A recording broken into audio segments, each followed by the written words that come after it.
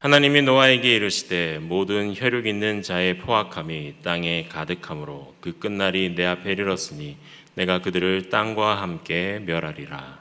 너는 고페르 나무로 너를 위하여 방주를 만들되 그 안에 칸들을 막고 역청을 그 안팎으로 칠하라. 내가 만들 방주는 이러하니 그 길이는 300규빗, 너비는 50규빗, 높이는 30규빗이라. 거기에 창을 내되 위에서부터 한 규빗에 내고 그 문은 옆으로 내고 상중하 3층으로 할지니라. 내가 홍수를 땅에 일으켜 무릇 생명의 기운이 있는 모든 육체를 천하에서 멸절하리니 땅에 있는 것들이 다 죽으리라.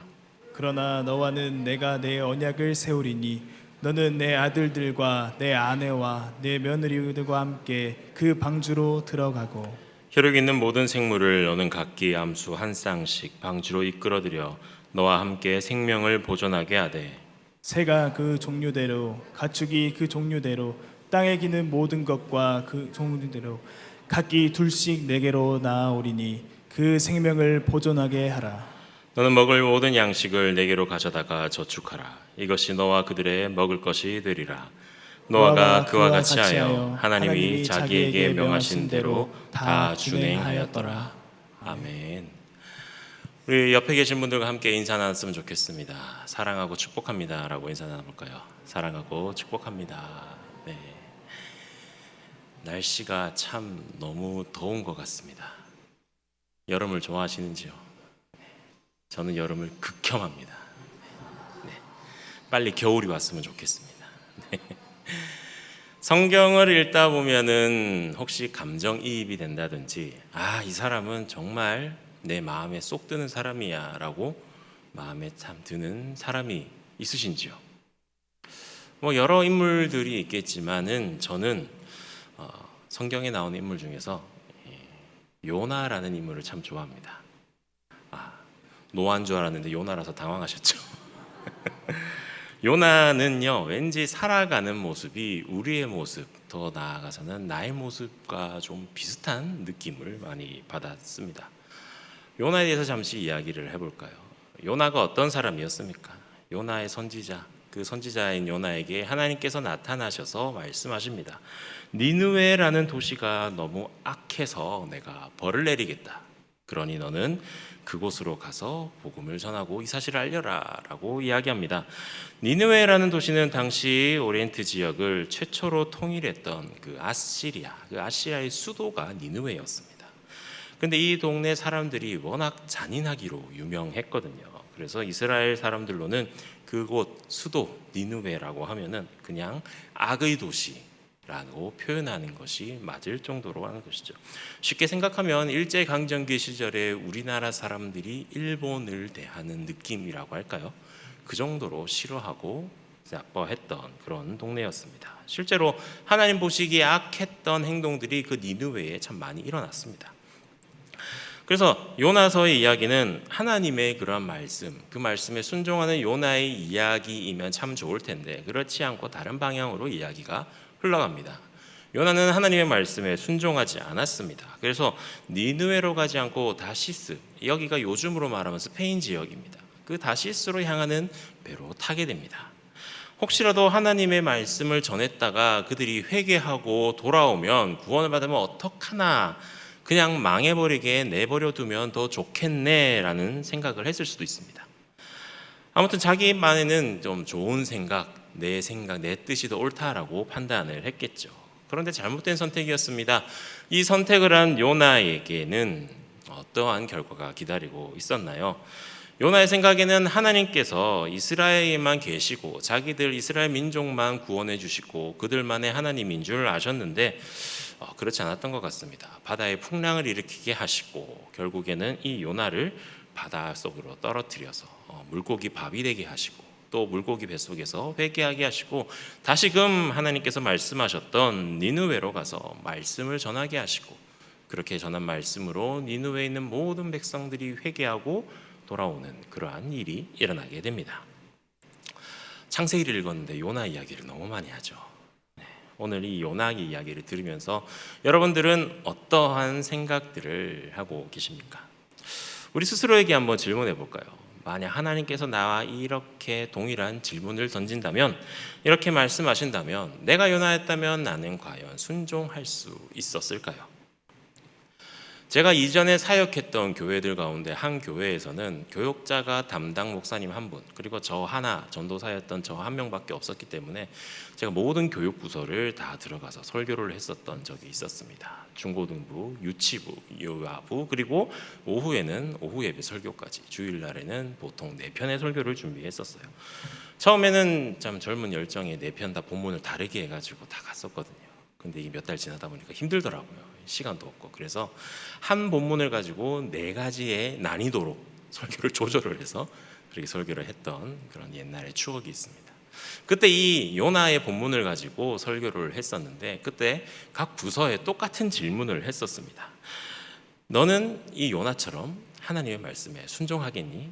여러분들은 요나처럼 말씀에 순종하시겠습니까? 라는 질문을 교회 학교와 오후 예배 때 어른들을 대상으로 똑같이 질문을 해봤습니다. 유치부 아주 해맑게 네! 라고 대답을 했습니다.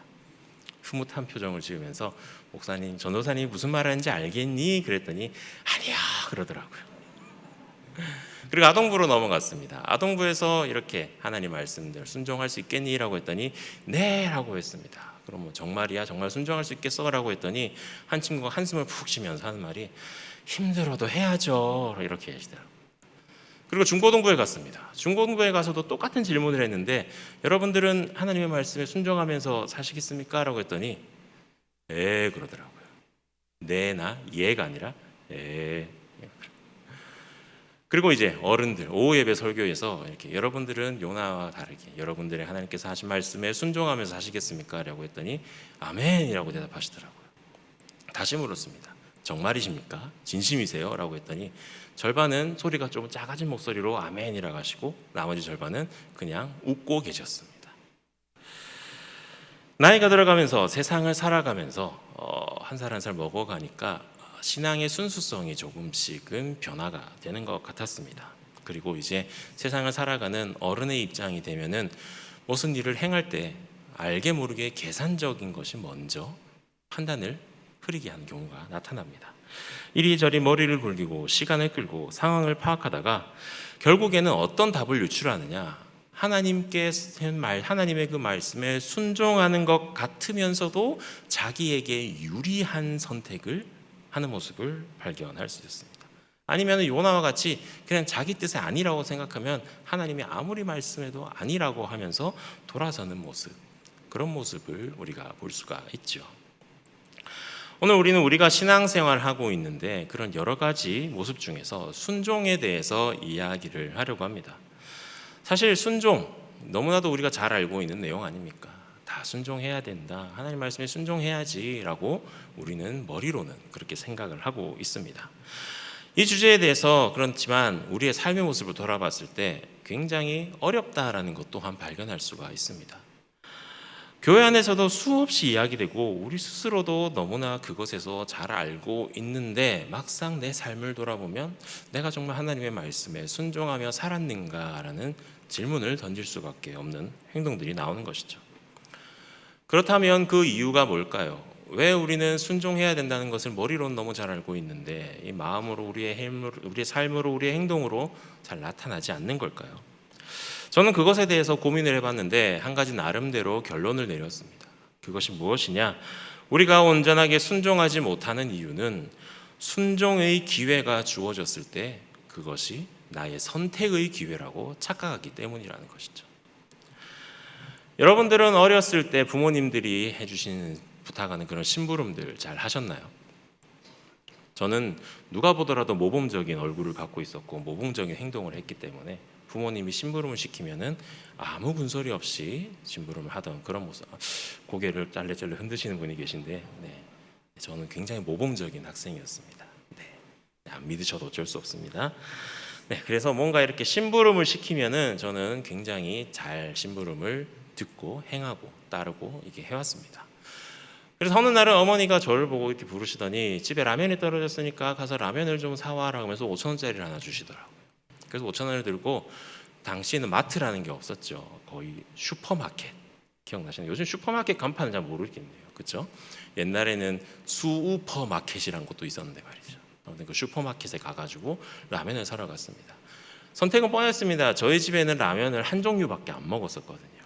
그 노란색 포장지에 매운맛, 순한맛 두 가지로 나눠져 있고, 매운맛은 빨간색 글씨, 그다음에 순한맛은 파란색 글씨 써져 있는 그 라면을 저희 집에서는 맨날 먹었습니다. 그래서 당연히 그 라면을 사려고 룰루랄라 슈퍼마켓에 들어가가지고 문을 열고 라면 코너로 가가지고 그 라면 앞에 딱 섰는데, 아니 옆에 보니까 신상 라면이 하나가 있는 거예요. TV에서 CF로만 보던 그 라면이, 내가 살려고 했던 그 라면 바로 옆에 자리를 잡고 있었던 겁니다. 제가 그 어렸을 때는 창원에 살았었거든요. 요즘처럼 TV 광고에 뭐가 상품이 딱 띄우면은 다음날 바로 마트 가서 살 수 있는 그런 구조가 아니었습니다. TV에서는 아무리 광고를 하더라도 지방에 있는 슈퍼마켓에 그 물건이 들어온 데는 굉장히 시간이 많이 걸렸었거든요. 그런데 TV에서 보던 그 물건이 제 눈앞에 있는 겁니다. 엄청 고민이 됐습니다. 저거는 무슨 맛일까? 저거 맛있을 것 같은데, 왠지 저 라면을 사야 될 것 같은데, CF에서 그 아저씨가 먹고 나서 으아 하고 외치던 그 외침, 나도 한번 해보고 싶은데, 이런 생각이 막 들고 있는 거예요. 그래서 어린 마음에 그 라면 두 개를 놓고 10분이 넘게 고민을 했습니다. 그 라면 앞에 서가지고 파란색 라면을 집었다가 내려놓고, 신상 라면도 집었다가 또 내려놓고, 그것을 몇 번을 그렇게 반복했는지 몰라요. 그러다 결국 뭘 선택했을까요? 제가 모범적인 아들이라 했잖아요. 원래 사려고 했던 그 라면을 집었습니다. 그래서 계속 떨어지지 않는 발걸음을 뒤로 하면서 그 까만 봉투에 원래 먹던 그 라면을 들고 담아서 집으로 돌아왔습니다. 그래서 어머니에게 라면을 딱 드렸는데 어머니가 이 말 하시는 거예요. 좀 늦었네, 수고했어 하고 그 라면을 집어다가 찬장에다 올려놓으셨습니다. 제가 그 라면 앞에서 수십 분 동안 고생했던 그 어려움, 고난은 하나도 모르신 채 말이죠. 왜 이거 별거 아닌 것 같은 라면을 고르는데도 제가 이렇게 고민을 하고 걱정을 하고 어려움을 겪었을까요? 그것은 그냥 시키는 대로 평소에 먹던 라면을 사면 되는데, 괜히 내가 저 라면이 더 맛있어 보여, 저 라면이 무슨 맛일까, 저 라면 사도 되지 않을까라는 개인의 생각을 거기에 판단하는데 작용을 시켰기 때문 아닐까요? 순종해야 될 순간에 내 스스로의 생각, 내 뜻을 개입시켜버리면 그것이 바로 선택의 어려움, 순종의 어려움이 되는 것입니다. 우리의 신앙에도 이러한 일들이 비일비재하게 일어납니다. 하나님께서 분명히 말씀하셨어요. 하나님께서 분명히 우리에게 음성도 주시고 신호도 주셨습니다. 그러면 행하면 되는데, 문제는 자꾸만 그 하나님의 명령에 우리의 생각을 개입을 시키는 겁니다. 하나님이 명령하시고 하나님 말씀하시면 그냥 그대로 순종하면 되는데, 왜 우리의 생각을 개입시키고 왜 우리의 사변을 개입시키고 다른 사람들의 의견, 세상의 그러한 진리를 개입을 시켜서 그것을 선택으로 만들어 버리는 걸까요? 그것은 우리 안에 있는 하나님에 대한 그 순정하는 마음, 그것보다 어떻게 보면 세상적인 계산하는 생각이 더 크게 자리 잡고 있는 것 때문은 아닐런지요. 아니면 하나님대로 명령하고 하나님의 말씀을 듣고 나아간다면, 순종하면 뭔가 내가 손해보는 것 같고, 내가 뭔가 바보가 된 것 같고, 내가 뭔가 세상에서 뒤처지는 것 같은 생각 때문에, 혹시 그렇게 되면 어쩌나 하는 걱정 때문에 온전히 순종하지 못하고 내 생각을 더하는 것, 우리의 생각을 선택하는 것, 그것 때문 아닐까요? 앞서 이야기했던 요나의 이야기도 마찬가지입니다. 하나님께서 니느웨로 가라 하면은 니느웨로 갔으면 됩니다. 그런데 그렇지 않고 개인적인 생각, 개인적인 감정을 그 명령에 투입시켜서 이것은 들으면 안 되겠다, 절대 가면 안 된다라는 결론을 선택해버리고 만 것이죠. 그러다 보니 자신의 삶이 점점 어려워지고 고난도 겪고 결국은 둘러 하나님의 말씀대로 행하는 일을 갖게 된 것이죠. 그런 면에서 본다면 오늘 우리가 읽은 말씀에 등장하는 노아는 우리에게 굉장한 도전을 주는 인물입니다. 오늘 말씀을 살펴보면 노아가 살던 시대는 굉장히 타락했던 그러한 시대였습니다. 그들의 죄가 얼마나 악했는지 하나님께서 보시기에도 끔찍하지 못해 끔찍한 상황이었습니다. 함께 11절과 12절 말씀을 읽어보도록 하겠습니다. 11절과 12절입니다. 그때 온 땅이 하나님 앞에 부패하여 포악함이 땅에 가득한지라. 하나님이 보신즉 땅이 부패하였으니 이는 땅에서 모든 혈육이 있는 자의 행위가 부패하였음이더라. 아멘. 단어들이 조금 와닿지 않으시죠? 좀 어려운 단어죠. 낯선 단어죠. 그래서 이 말씀을요, 표준 세번역으로 번역한 말씀을 보면요, 또 쉽게 다가올 수 있습니다. 표준 세번역은 이렇게 표현하였습니다. 하나님이 보시니 세상이 썩었고 무법천지가 되어 있었다. 하나님이 땅을 보시니 썩어 있었다. 살과 피를 지니고 이 땅 위에 서 있는 땅 위에 사는 모든 사람들의 삶이 속속들이 썩어 있었다. 한마디로 말해서 세상이 썩어 빠졌다라고 표현을 할 수가 있죠. 당시의 사람들이 죄가 얼마나 심각했는지를 하나님께서 보시고 참 썩었다, 썩어도 이렇게 썩을 수가 없다라면서 한탄하셨다라는 것이죠. 결국 그런 상황 속에서 하나님은 사람과 함께 다시금 이 땅을 다 멸절시키시고 다시금 재건하실 생각을 세우셨습니다. 그리고 당대 유일한 의인이었던 노아에 부르셨습니다. 그리고 그에게 말씀하십니다. 방주를 만들어라 라는 명령을 하시죠. 우리 같으면 한 가지 의문 들지 않을까요? 하나님 앞에 따지지 않을까요? 하나님, 제가 방주를 어떻게 만듭니까? 그냥 하나님 짠 하고 방주 주시면 안 됩니까? 왜 우리에게 이렇게 힘든 일을 시키시지? 내가 생각하는 하나님은 참 전지전능하시고 세상을 만드시고 모든 일을 하실 수 있는 분인데 왜 나에게 이 힘든 일을 시키실까? 그냥 주시면 될 텐데. 아니, 그냥 물속에서 유일하게 살 수 있는 능력을 잠깐만 주셔도 홍수 속에서 살아날 수 있을 텐데 등의 생각을 할 수 있을 것입니다. 그런데 왜 그것을 만들라고 하셨을까요? 방주를 만드는데 얼마나 오래 걸릴까요? 모르긴 해도 진짜 힘들고 어려운 일이라고 생각됩니다. 그 크기가 얼마큼 큰지 우리가 잘 상상이 안 돼요. 15절 말씀에 그 크기가 기록되어 있는데요. 이렇게 기록되어 있습니다. 내가 만들 방주는 이러하니 길이가 300규빗, 너비는 50규빗, 높이는 30규빗이라. 한 규빗이 얼마일까요? 한 45cm 정도 된다고 하더라고요. 그러면은 길이가 135m, 너비는 22.5m, 높이는 13.5m 정도의 그 네모 모양의 박스. 잘 감이 안 오시죠? 이게 무슨 크기인지. 이 길이가요, 축구장보다 길다고 합니다. 축구장보다 긴 길이고요. 그 넓이 안에 농구 코트 10개를 두 줄로 세워가지고 채우면은 다 들어간다고 하네요. 그리고 높이, 이 13.5m는 아파트 4층에서 5층 사이에 해당하는 높이라고 합니다. 이 시대 때에 노아가 이런 방주를 만드는 일은 결코 쉬운 일은 아니었습니다. 오늘처럼 어떤 건설회사, 제작회사에 의뢰 맡겨가지고 좀 해주세요라고 해도 사실 쉬운 일은 아니에요. 현대식 장비가 그 시대 때 있었던 것도 아니고요. 그리고 자기 가족들끼리 모여가지고 축구장보다 길고 아파트 4층, 5층 되는 높이의 그런 나무 목조 건물을 짓고 있는 거예요. 나무를 자르고 하나님 말씀하신 규격과 모양을 잡고 망치로 두들기고 해고 그렇게 하나하나 만들다 보니까 참 힘든 일이었겠죠. 약간 쉬운 일은 아니었을 겁니다. 그런데 그거보다 더 큰 문제가 하나가 더 있죠. 방주를 만드는 기간이 너무 길었다는 겁니다.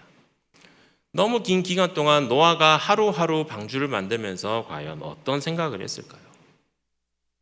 어떤 생각을 했을까요? 앞서 우리가 하나님께 질문 던졌던 그런 생각들 하지 않았을까요? 그냥 주시지 왜 이렇게 시키시나? 대체 언제까지 만들어야 되나? 사람들 좀 더 붙여주시지 왜 우리 가족만 가지고 이러시나?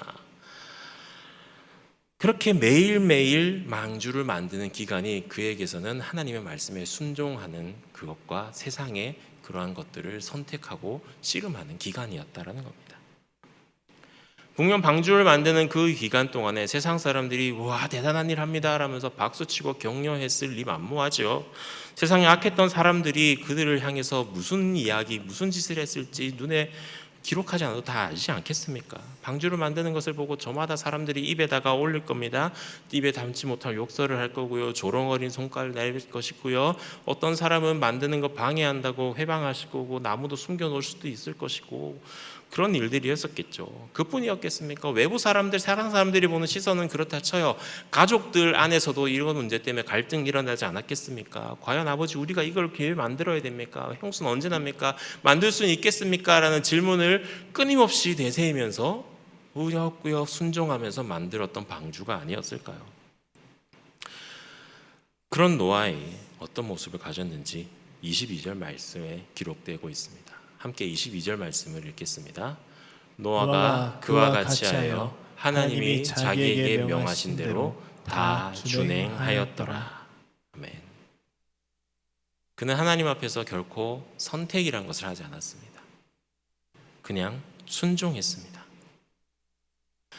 그래서 방주를 만드는 그 오랜 시간 동안 그에 대해서는 다른 별 이야기가 기록이 되어 있지 않습니다. 그동안 어떤 갈등이 있었는지, 어떤 어려움이 있었는지, 어떤 문제가 있었는지 성경은 말하지 않습니다. 왜요? 그가 다 준행하였기 때문입니다. 다른 말들은 여러 고민조차 하지 않았습니다. 그저 하나님 말씀대로만 한 것이에요. 아무런 문제 없이 방주를 완성하게 된 노아의 모습입니다. 이 노아의 이야기를 가지고 영화 한 편을 만든 것이 있습니다. 에반 올마이티라는 영화인데요. 지난번에 제가 이렇게 멀티플렉스 하면서 영화를 틀었던 영화 중에 하나가 브루스 올마이티라는 영화가 있는데, 그 브루스 올마이티라는 영화의 후속편입니다. 에반 올마이티예요. 거기에 나왔던 아나운서의 에반이라는 아나운서를 다시금 주인공으로 해서 이야기를 만들었는데, 뉴스 앵커였던 주인공 에반이 미국 하원 의원에 당선이 됩니다. 그리고 세상을 바꾸겠다라는 멋진 꿈을 가지고 이제 방송계를 떠나 정치 세계로 입문을 하게 됩니다. 그런데 그렇게 있는 그에게 어느 날 하나님이 나타나십니다. 하나님이 나타나가지고 뉴욕에 살고 있는 그에게 방주를 지으라라는 말씀을 하고 떠나셨습니다. 그리고 그 말씀을 하고 난 이후부터 자기 집 앞에 갑자기 목재가 배달되기 시작하고요. 세계 곳곳에 있는 동물들이 모여서 있기 시작하고, 갑자기 매뉴얼이 나타나서 어떻게 방주를 짓는지에 설명하는 책자가 나타나기도 합니다. 근데 에바는 그것을 보고 절대 거부하죠. 나는 만들 수 없습니다, 할 수 없습니다 라면서 도망치기 이무집니다. 그런데 그가 도망치고 외면하는 곳곳마다 하나님의 말씀, 하나님의 사인이 계속 보이는 거예요. 그래서 집으로 끊임없이 그런 재료들이 배달되고 매뉴얼이 도착하고 동물들이 쌍으로 와가지고 집 짓자고 막 소리 지르고 재료를 만지고, 그렇게 하다 보니까 거부하면 거부할수록 하나님의 명확한 뜻이 계속 이 에반이라는 사람에게 나타나는 겁니다. 그래서 결국 항복하고 방주를 만들기 시작합니다. 마당에다가 자재를 쌓으면서 하나 둘씩 동물들의 도움을 받아서 방주를 짓기 시작합니다. 사람들이 손가락질하죠. 미쳤다고 합니다. 비웃음거리가 됩니다. 방송도 타게 됩니다. 그런데 그런 것들은 사실 문제가 되지 않았습니다. 에반에게 있어서 큰 문제는 가족들 사이에 일어난 불화였습니다. 에반의 아내가 자녀들을 데리고 친정으로 도망가 버린 것입니다. 도무지 이렇게 살 수 없다, 이런 것은 도무지 일어날 수 없는 것입니다 라고 생각하면서 한 것이었어요. 에반 아내에게 있어서 방주 만드는 것은 그 가정의 큰 위기의 경우였던 것이었습니다. 많은 사람들이 손가락질하고 모든 것들이 정상적으로 돌아가지 않는 것처럼 보였던 그곳에 더 이상 살아갈 수가 없었던 것이었죠. 어떻게 보면은 이 에반의 아내의 선택은 우리 누구나 할 수 있는 선택 아니었을까요? 그런 상황이 되면 누구나 그런 선택을 하고 도망을 쳤을 겁니다. 그런데 인간이 아닌 하나님의 입장에서 본다면은 결국 에반의 아내는 하나님의 말씀에 순종하지 않고 세상의 선택을 하게 된 사람인 것이죠. 세상 하나님 앞에 순종해야 될 순간에 그것을 선택하지 않고 세상의 것들을 선택을 한 것입니다. 그 선택이 옳다고 가버리죠. 결국 그 에반의 아내에게 또 그 남겨진 자녀들에게 하나님께서 나타나셔서 다시금 대화를 하고 그 사실을 깨닫게 하십니다. 그리고 다시 돌아와서 가족들이 모두 방주를 쌓는 일에 동참을 하게 됩니다. 결국 방주가 완성이 됩니다. 완성이 되고 수많은 사람들, 기자들, 방송국에서 촬영하고 구경하고 그렇게 사람들이 몰려들었습니다. 과연 하늘에서 비가 내려서 홍수가 나는지 나지 않는지 사람들이 하늘과 방주를 번갈아 가면서 기다리고 있었죠. 영화의 결론이 어떻게 되었을까요? 비가 왔을까요? 아니면은 비가 오지 않고 그냥 웃음거리로 남았을까요? 결말은 나중에 영화에서 보시고요. 결말 잘못 얘기하면은 스포일러 잘못하면 고소당한다 하더라고요. 그래서 이거 결말은 영화를 찾아보시고 좋으셨으면 좋겠습니다. 그렇다면 우리의 선택은 어떨까요? 우리의 삶에 있어서 우리는 어떤 선택들을 하고 있는지요? 혹시 우리는 그 하나님의 계획들 앞에서 선택하는 그런 문제들, 어떻게 세상적인 선택거리들, 내 생각들, 내 뜻, 다른 사람들의 조언, 이런 것들을 찾고 있지는 않습니까? 우리의 삶의 모든 것들은 하나님을 위해서 순종함으로 살아야 하는 것인데, 그 앞에서 우리는 기도하는 것도, 예배하는 것도, 또 헌신하는 것도, 공부하는 것도, 비전을 찾는 것도, 그것도 그냥 단순히 선택의 문제로만 보고 그렇게 살아간다면 우리의 삶이야말로 진정한 위기의 삶이라고 말할 수 있지 않을까요? 어떻게 보면 사탄이 우리를 공격하는 좋은 방법이 이런 것 아닌가 하는 생각이 듭니다. 사탄은 우리 인간을 창조 이래로 끊임없이 하나님의 말씀에 온전히 순종하지 못하고 우리의 생각과 우리의 판단, 세상의 것들을 선택하게 만들었습니다. 선악과도 생각해 보세요. 하나님께서 분명 선악과를 먹지 말라고 했으면 순종하고 안 먹으면 되는 겁니다. 그런데 사탄이 우리를 꿰어서 그것이 먹어도 되는가 안 되는가의 선택의 문제로 만들어버린 것이었죠. 지금 이 순간에도 우리가 사실은 분별하고 순종하고 나가야 될 것들을 사탄은 그것을 선택의 문제로 바꾸어 놓고 있지는 않는 거죠. 사랑하는 우리 충일의 가족 여러분, 인생의 위기, 또 영적인 답답함, 그런 극복하는 비결은요, 하나님 말씀에 온전히 순종함에 있음을 기억하시길 바랍니다.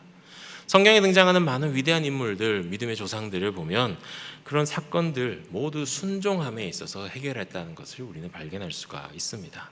아브라함이 알지 못하는 땅으로 갔을 때도 그랬고요. 여호수아가 여리고성 앞을 그저 돌기만 했을 때도 그랬고요. 다윗이 골리앗 앞에 섰을 때도 그랬고, 우리 예수님께서도 십자가 앞에서 그런 순종의 이야기들을 우리에게 알려주고 있으십니다.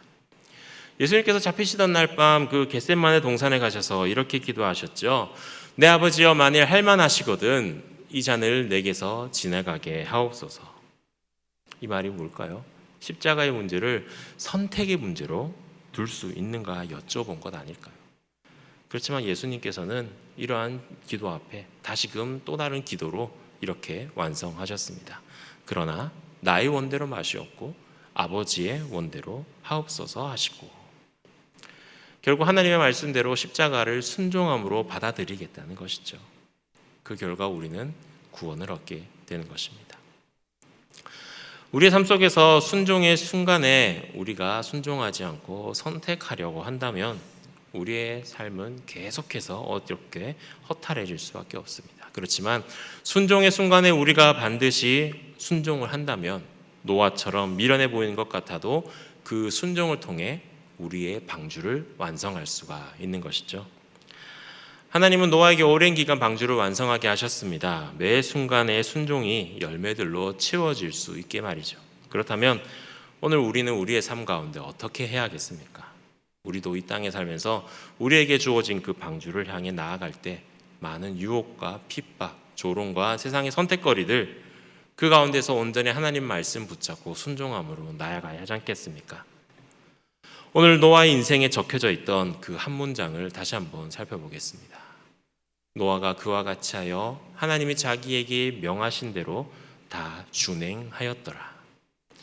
이 말씀이 우리의 인생에도 하나님이 판단하실 때 마지막에 기록된 그러한 믿음의 말씀이 되기를 원합니다. 원하기는 저와 여러분의 삶 가운데 그런 하나님을 향한 순종의 이야기들을 계속해서 써내려갈 수 있는 저와 여러분들의 삶이 되시기를 간절히 소원합니다.